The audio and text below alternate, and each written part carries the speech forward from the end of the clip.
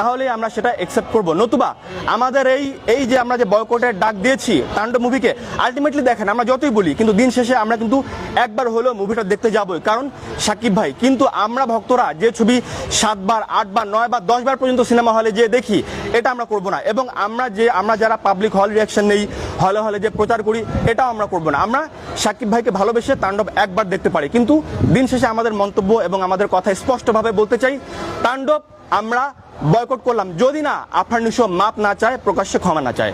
ধন্যবাদ সবাইকে। আমি সুদীপ বলছিলাম।